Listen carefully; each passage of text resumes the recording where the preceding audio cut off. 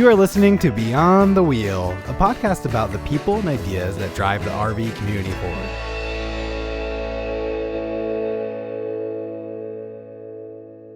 Looking to get out there and stay out there? Battleborn Batteries lithium-ion batteries are here to power your RV, marine, and off-grid adventures. Designed as an easy drop-in replacement for traditional lead-acid batteries, these reliable solutions have 2 to 3 times the power, charge 5 times faster, are a fifth of the weight, and last 10 times longer. Offered in a variety of models in unique sizes and shapes, ranging from 50 amp hour to a robust 270 amp hour, and backed by a 10-year warranty. Battleborn batteries are built to fit your needs and power your experiences. On the road, on the water, and off the grid, reliable power is here. Check them out at battlebornbatteries.com. Hey everybody, and welcome to today's episode. Today we're doing something a little different, and we're chatting about our experience at the Hershey PA RV Show. And just in case you have never heard of this show, this is what it's all about. The Hershey Show, or I should say the Hershey RV Show, is a 5-day event where RV dealers, manufacturers, and aftermarket suppliers all meet up to sell you either an RV, service for RVing, or aftermarket parts for RVing. There are also seminars in place to help you learn about RVing, such as plumbing systems, electrical systems, solar, and more. There are also classes on tips on how to purchase an RV, which I plan on offering some of my own tips while shopping for an RV before this episode is over. So, Sean, I know you and I attended this show on different days, but I believe that we both kind of walked away from it feeling a little, what would the word be, underwhelmed from it? Yeah, or disappointed. I think I was telling Julie I was a little disappointed in it. Yeah, me too. It's been about 5 years since I've been to the Hershey RV Show. Has it been a couple years for you as well? Yeah, I think it's been like 4 years since we were there last. And yeah, it was, I guess. So similar. Yeah, I guess what we could do is just like, I have some pros about the show, things that I liked. We can just start with maybe some pros and then go into the list of things that were not pros. Yeah, I'm okay with that.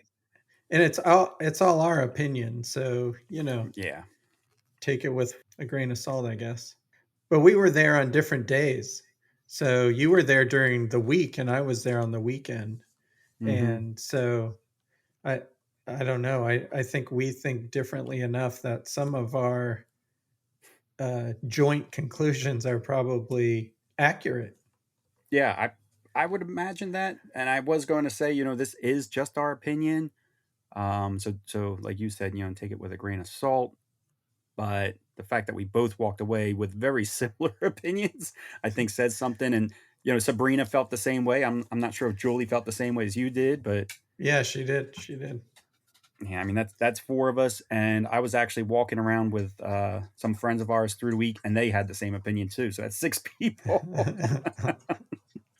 But there were good things about the show. Like Sean said, it's not all just bad. I would say for me and Sabrina anyway, like I said, we were walking around with our friends. Our friends were shopping for an RV.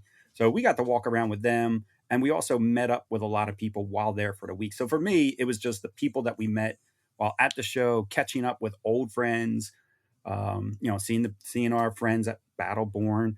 But also I felt like what I can't remember what they would call that area, Sean, where they kept all the vendors that were selling like aftermarket products and the services.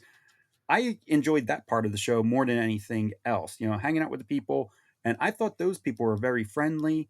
I thought they understood their products very well and that they were actually willing to talk to us and explain what their product was all about. Yeah, I think I agree with you on the I put as my number one pro about going to a RV show is being able to see friends and people that we've had on the show just to follow up with them and see how things are going. I thought one of my cons was there was a lot of RVs there, and it was nice to have them grouped by brand. So you can see like all the floor plans of that one brand at the same time, instead of having them scattered about like you do at some other RV shows. Yeah, they were even putting towables and motorized together, which I don't really remember the brands doing that before. And I thought that was a good idea.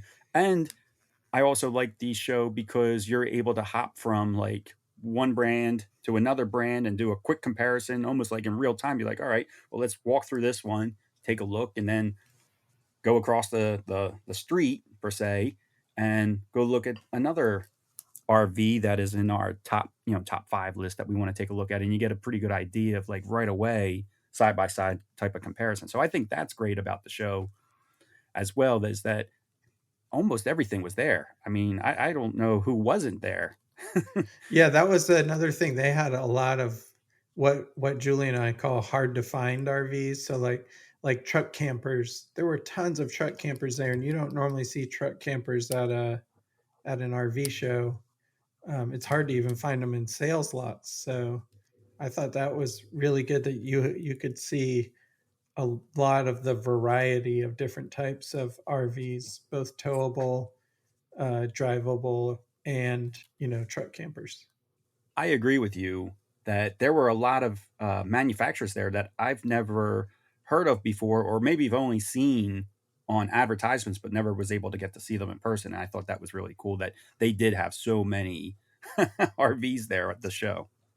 The other thing that we really liked, well, we like about both this show, the FMCA show, and the Tampa show is that a lot of the campgrounds, like from the local areas and stuff, are there. And sometimes you can find some cool campgrounds that way. And also Oh, all the displays with all the different info, like for each state almost. They have a bunch of brochures and stuff for different campgrounds and different things in those states. And when you're planning out trips, it's nice to, look at these different locations and see what's there and different perspectives and all that. And I just think it's cool to have the campgrounds and all their big state displays for different things to do in each state.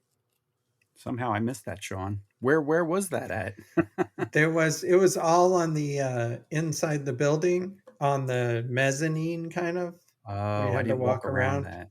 Yeah, there was a lot of different, like Delaware had one. Almost every state on the East Coast had a Really? Oh, I display. missed Yeah, it. yeah, that I was would have pretty liked to cool. seen that. That's cool.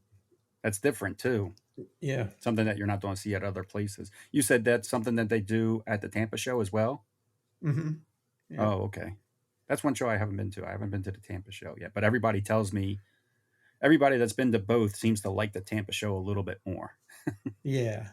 Yeah. I You do you for agree? sure now. Yeah. Okay. Yeah. And it's just because I guess there's more.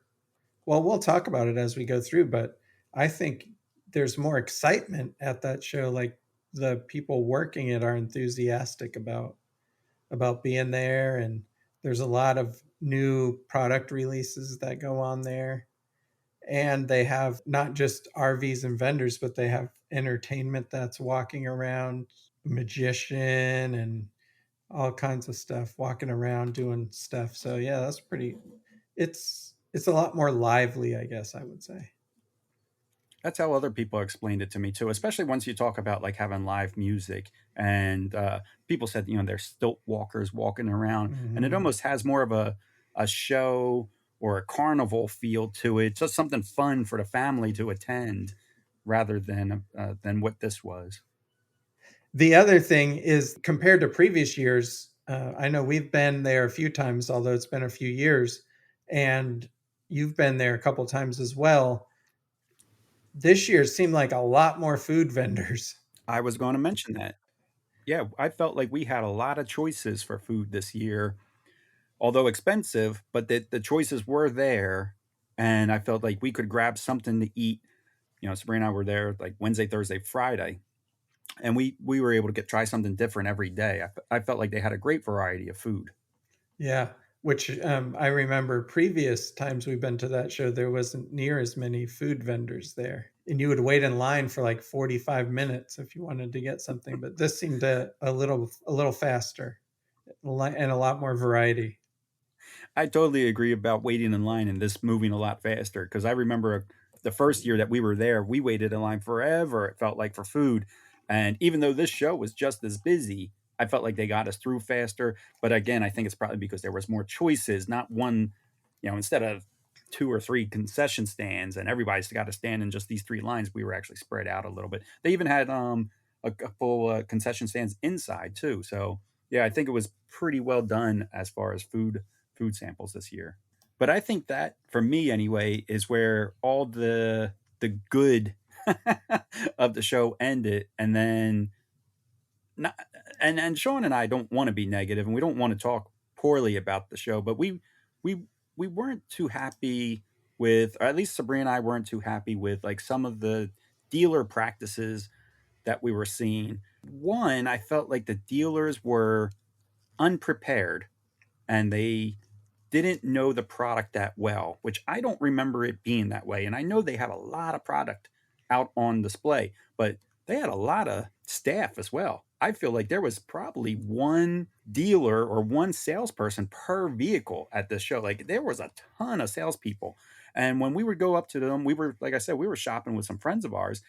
We would go to ask them a question, and every single time they were like, you know what, I don't know how that answer. Let me go get somebody else. Every time. Nobody ever had an answer to what we were asking them. They always had to go grab somebody else to get an answer.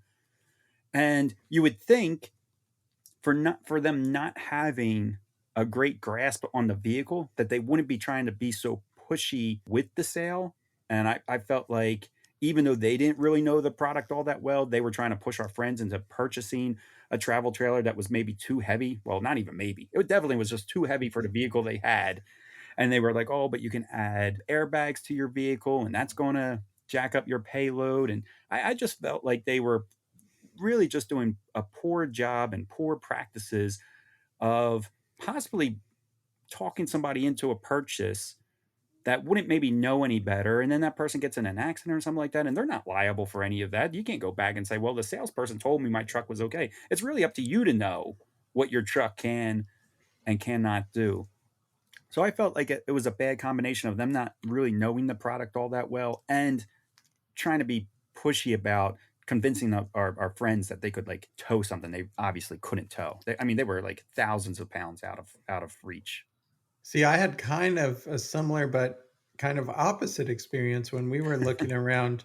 I won't say the brand, but we were looking at some RVs, and there was a specific floor plan we were looking at, and we wanted to look at, I should say. But we went into the one of the RVs, and one of the salespeople were in there, and they started talking about the RV, and we said, well, we're really interested in this model, but a different floor plan. And we said what the floor plan was. Instead of, like, taking us out and showing us where that other one was, she just, like, pointed and said, oh, it's one of the other ones over there, and left us. So the salespeople did not seem engaged as they have been at most other shows. They seem kind of disengaged. Even, like, we were looking at some truck campers. There was probably, I don't know, 5 or 10 other people looking at them too, and no salesperson to be found. Yeah, they were just not as engaged as they have been in the past, at least by the weekend. I wonder if we were looking at the same truck campers, because we had a similar issue. Like, our friends do have a truck, and they were toying with the idea of a truck camper instead of towing. And we did look at a couple truck campers, and nobody came in to say, and I'm okay with, like, a hands-off approach to sales, but at least come in and say hi and ask us if we have any questions. Although it wouldn't have helped. They wouldn't have known the answer anyway from our experience. Kenny, I also felt the same way about a lot of the vendors. Most of the vendors would just, like, sit and look at you instead of trying to explain their product or anything about their product.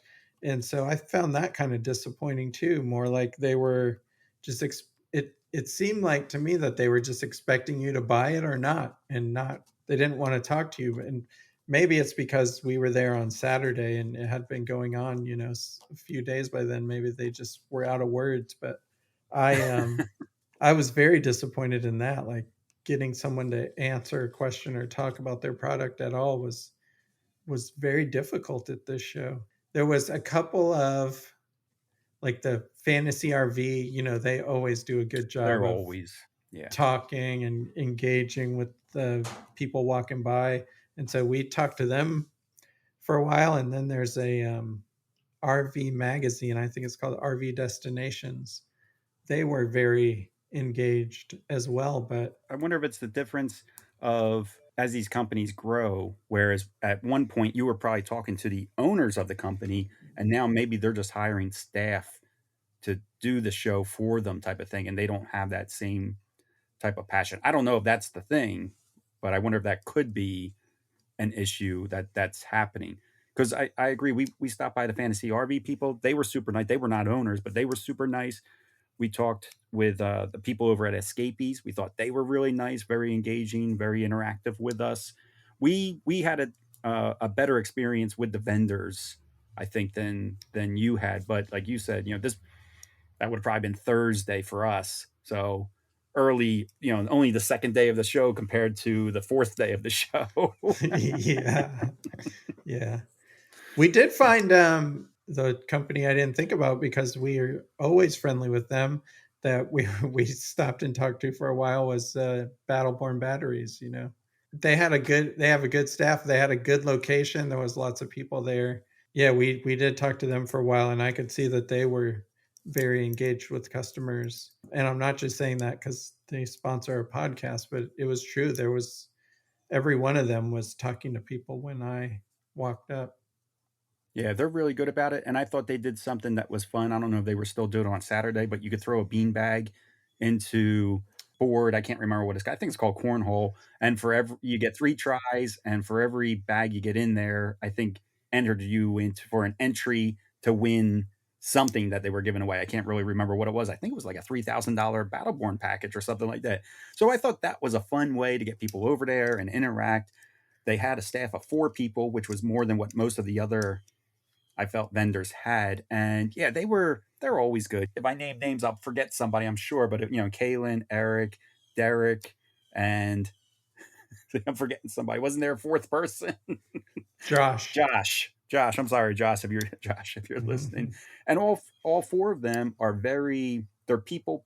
What is it? They're what's the term? I can't think of the term right now. A people person. So they're I people. guess a people person. Yeah, is that the way you say it? People. That's what I was always saying. I was like, that can't be the term. That makes no sense. But yeah, they're very personable people. They're all very knowledgeable too, which helps. They've all been with the company for a little while. So total opposite of like maybe talking to somebody like them compared to like some of the dealers that we were talking to. We also felt, so I'm going to contradict myself a little bit. It was either like hot or cold with these dealers. Either they were very aggressive and they wanted to make the sale, or they had a very hands-off, like you said, or a very hands-off approach. And I was like, I wonder if they're still stuck in that 2020 phase where the RVs just kind of sold themselves. Because I even felt, that the dealers were, some of them really did just have that hands-off feel. I also felt like the manufacturers and maybe the dealer side of things, I really don't know how the pricing works, but I wasn't impressed with any of the show prices. I felt like these manufacturers were trying to sell vehicles or RVs at 2020 prices almost. It was hard for us to find, again, and we were really looking because we were helping our friends shop for a towable, but it was hard for us to find something that we thought the value matched, like the price matched the value of the RV. We felt like a lot of companies were putting like towables out there that were like a $65,000 show price, which I think is very high for a bumper pool, unless if it's a high end bumper pool. And they were trying to make it look high end, I would say, by throwing a couple appliances in there and making it look good. I kind of consider it like almost like lipstick on a pig type of thing. But then when you looked at like their cabinet construction or the flooring that they were using, the quality wasn't there for us anyway when we look at it to match a $65,000 show price. Like that's the show price. That's not even their MSRP. It's funny you mentioned that because we were looking at a couple and the prices seemed really high to me. And I told Julia when we were walking, I was like, wow, our Arctic Fox, we only paid like, whatever it was for it. And it's in much better it's much more sturdy than these ones that they're selling for well over what we paid for our Arctic Fox. So yeah, I don't know if the RV market is as good as they were trying to sell those RVs for right now. I mean, I agree. They were very expensive. I think they were trying to. I think some of them were trying to pull the wool over people's eyes. I feel like people that go to an RV show like that are maybe new to RVing. That might be their first purchase of an RV, and maybe they don't realize that the market. Maybe they don't listen to our show, and they don't know that the market is coming back down a little bit, and that you should be able to get better pricing today than you could a year ago. I think they were just trying to. I felt like some of them were trying to just take advantage of the consumer, maybe not knowing any better at this moment. I wanted to tell you another story I thought was funny too, Sean. Like I said, like the salespeople were all over the place. Some, like I said, were aggressive and some weren't. This one guy did a tactic, and I don't know if he did it on purpose or not, but we walked into an RV, a towable. We were checking it out, and we turned to go out the door, but the sales guy stood in the door. We couldn't, like, we had to ask him to move so that we could get back out. And we felt like he was trying to trap us in there. Like, and again, he might have not done it on purpose, but we asked him a couple questions while he was standing in the doorway, which he didn't have very good answers for. But he wouldn't move out of the doorway until we said, all right, well, we want to keep on walking and look around. And then he got out of our way. And I don't know if he was just, there's not a lot of room in an RV. So maybe he just stood at that doorway so that we had the room to walk around. And that's possible. But it almost seems strategic, like he was strategically blocking the door so we couldn't leave. And like I said, depending on where you were, you either had really aggressive salespeople or not so much. I would say more of the not so much, though. I would say we did experience more of what you had, where it was a very hands-off type of thing, which I understand that way too. Like, I do a lot of shows for Winnebago, and I'm not sales, I'm in marketing for them, but I'll give people like an RV tour, and then I'll just say to them, hey, that's my spiel or whatever. That's all the information I can share with you right now off the top of my head. I'm going to let you guys stay in here by yourself. I'm going to go step outside. If you have any questions for me, let me know. Obviously, I feel like that's a good way to do it because that's the way I do it. But I feel like at least this way, I just get them started. I just show them the highlights of a vehicle, and then I give it, then I kind of turn it over to them. And if they want to come back to me and talk to me, they can. If they want to leave the RV and go to another section of the show, that's fine too. I'm sure the biggest difference there is, though, that I'm part of the marketing department. I don't make anything off of a sale. Maybe if I was in sales, maybe I would have a different approach, and I wouldn't want those people to walk away because that would be money out of my pocket type of thing. And that could be it, but that's not the impression I got at this show, because a lot of they didn't greet you or say goodbye to you a lot of times.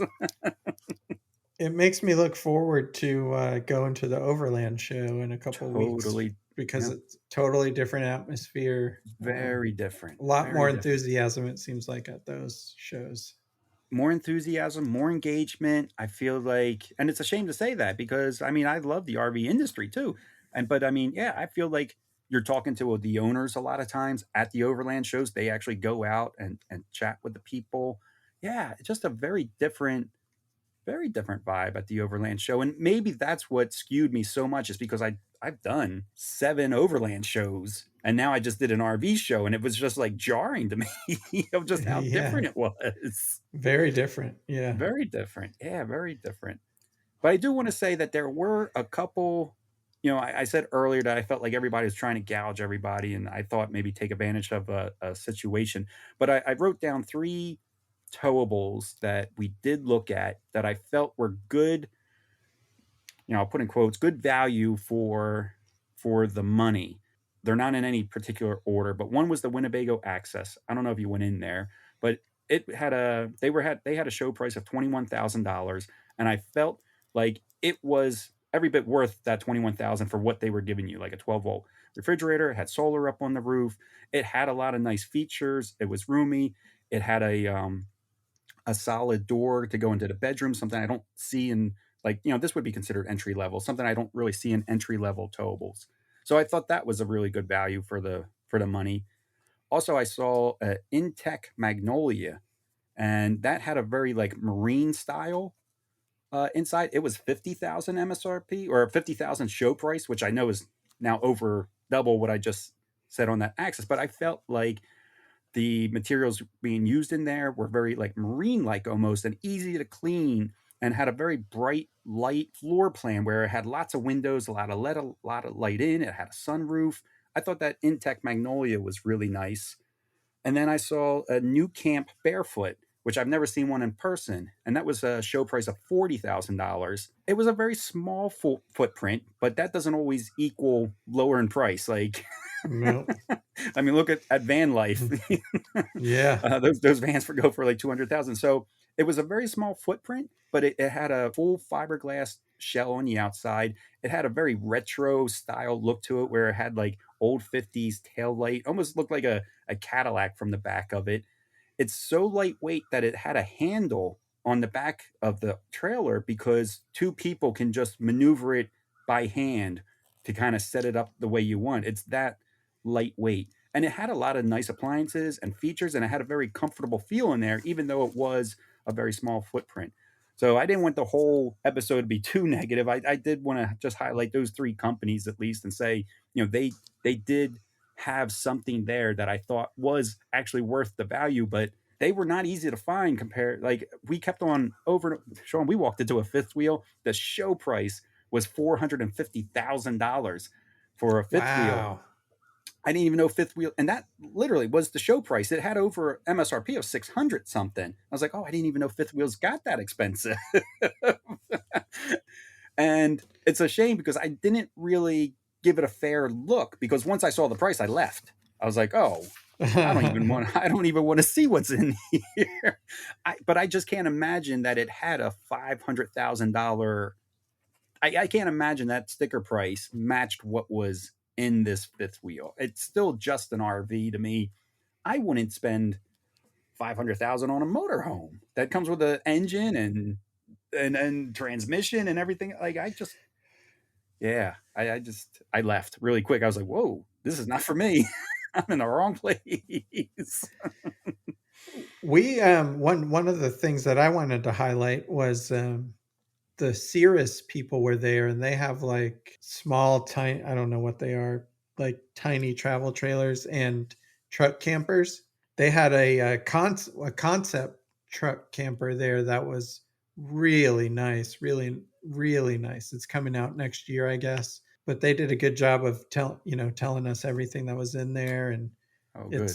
it's the nicest truck camper I've ever seen. I think it's really nice. A lot of great features.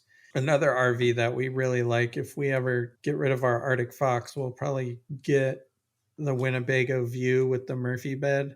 Winnebago's always upgrading that Winnebago View with more and more features, and that's one of our favorites. And then another one we saw at the show that is out of our price range, but I think it's for somebody that's looking for that home feel, is that Airstream. That's the Land's End edition, and it's got like regular residential furniture in it and like residential looking appliances. It's phenomenal. But again, that one's out of our price range.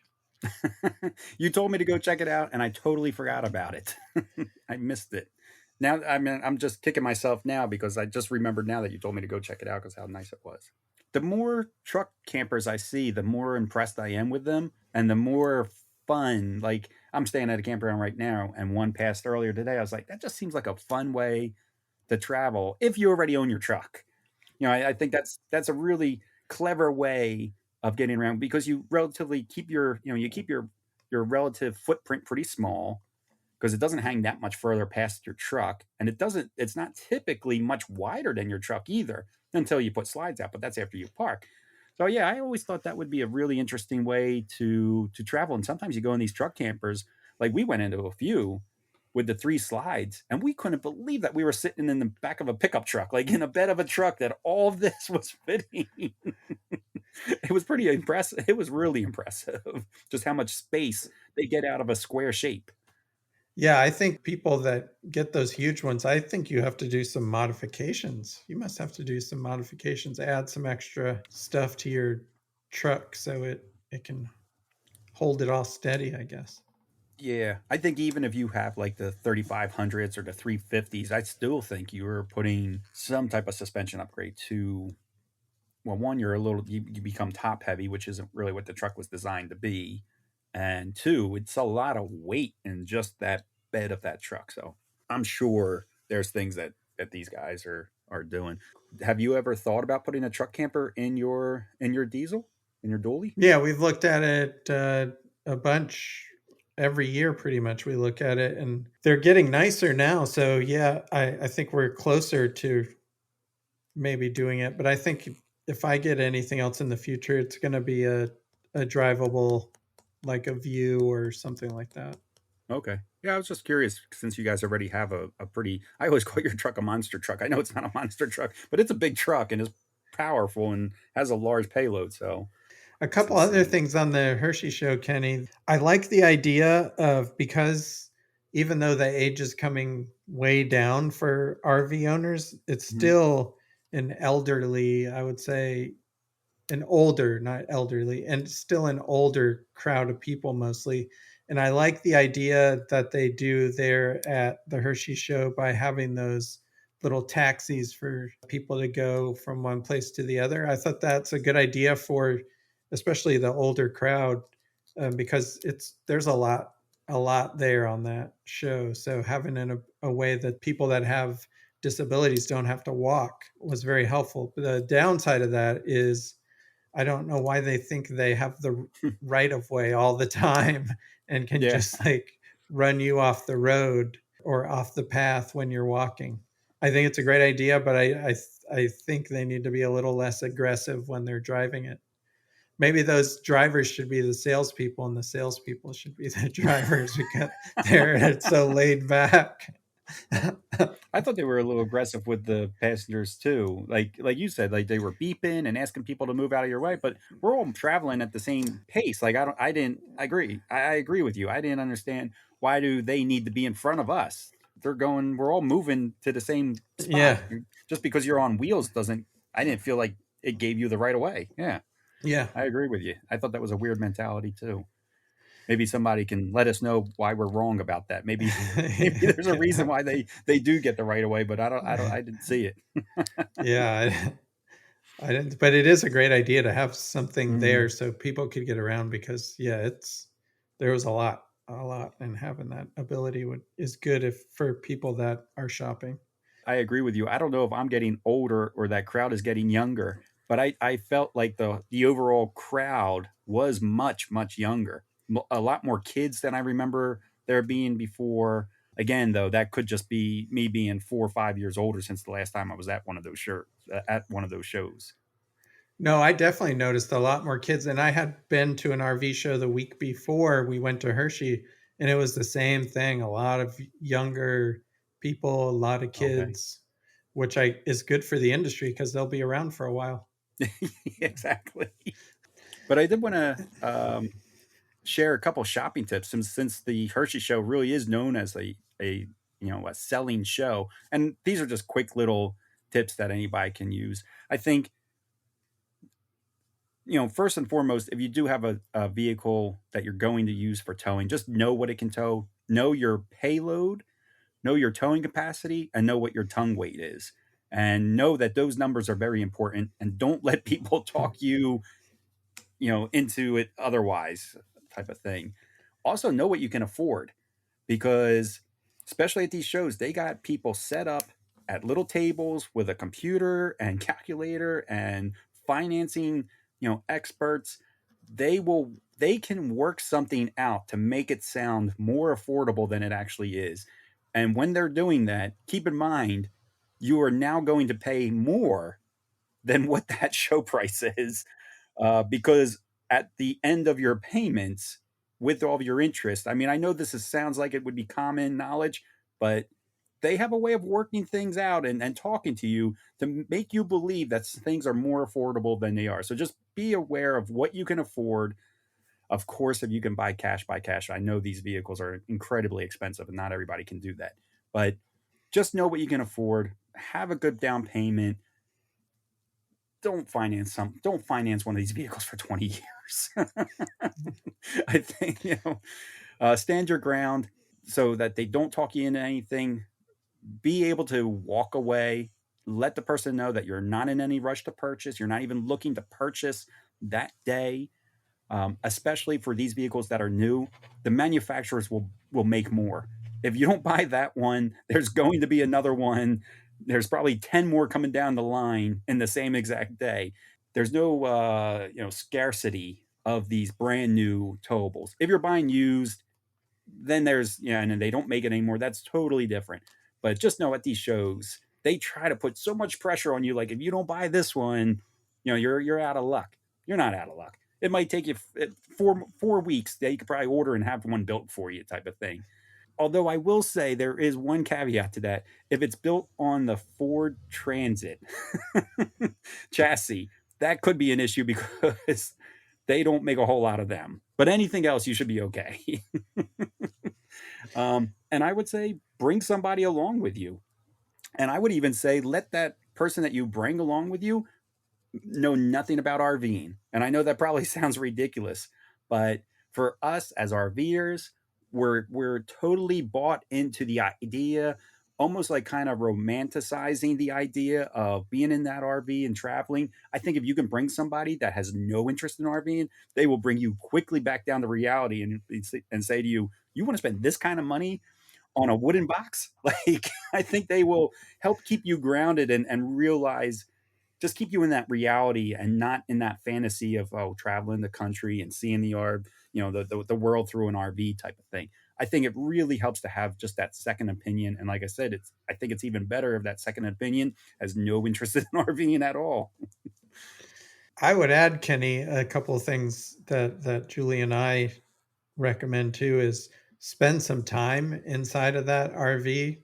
I know they want to sell it to you quick. I know when we bought our first RV, we were in there maybe 10 minutes and then we're like, okay, let's get it. Where when we got our Arctic Fox, we went back multiple days and just sat in it for periods of time and moved around. Don't let them rush you. Spend some time in it and make sure you're going to be comfortable in there. And then the other tip that I would give is make a list of your must-haves and stick to that list. Don't sacrifice the bright, shiny new thing for something that's on your must-have list. Two great points. Yeah, I feel like if any salesperson is trying to rush you into a deal, they probably want you to buy it before you realize what's wrong with it. Yeah. So yeah, I think spending as much time as possible in that vehicle is a great idea. Go back to it multiple times, like Sean said.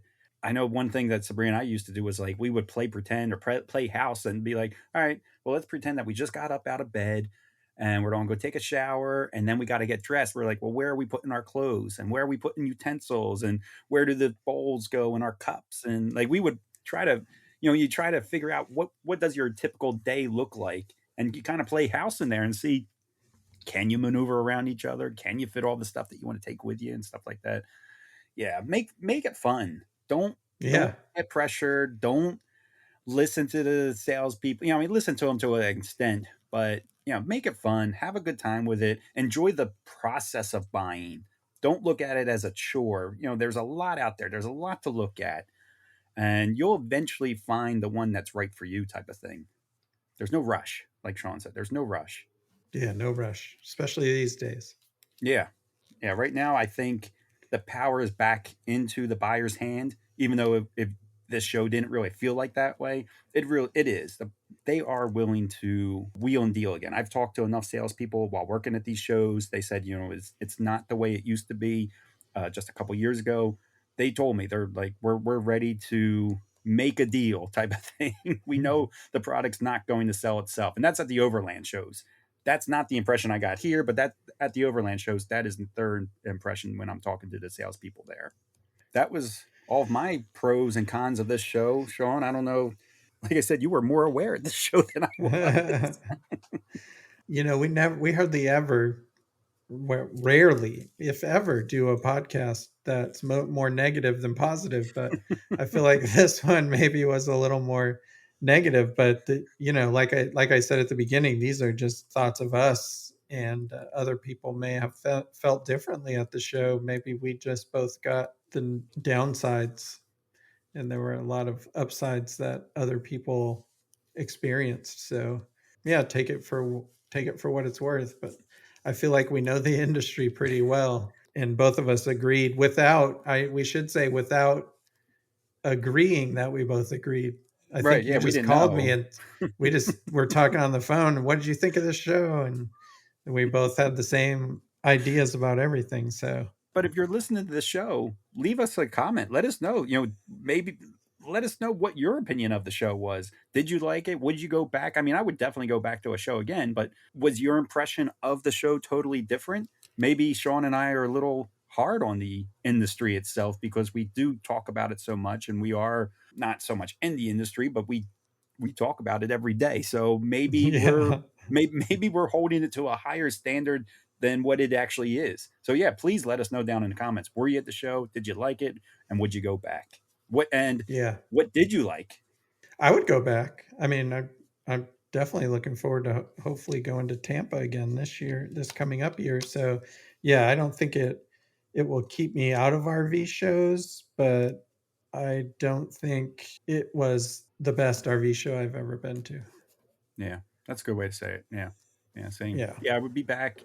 I loved meeting everybody. We ran into a lot of old friends. We made new friends. So that's always a plus of being at these shows because they do draw a large crowd of people and people that we follow on Instagram and stuff like that. We were able to meet up and chat. And I would go back again because to me, especially for not shopping, the prices didn't matter. So I just enjoy walking through the rigs and the different RVs just to see what's there and what's new and what's different and stuff like that. So the prices didn't matter to me so much. So it's always fun for me just to see what's new. All right. Well, I guess that's it. We'll catch everybody in our next episode. All right, everybody, take care. Safe travels. Looking to get out there and stay out there? Battleborn Batteries lithium-ion batteries are here to power your RV, marine, and off-grid adventures. Designed as an easy drop-in replacement for traditional lead-acid batteries, these reliable solutions have 2 to 3 times the power, charge 5 times faster, are a fifth of the weight, and last 10 times longer. Offered in a variety of models in unique sizes and shapes, ranging from 50 amp hour to a robust 270 amp hour, and backed by a 10-year warranty. Battleborn batteries are built to fit your needs and power your experiences. On the road, on the water, and off the grid, reliable power is here. Check them out at battlebornbatteries.com.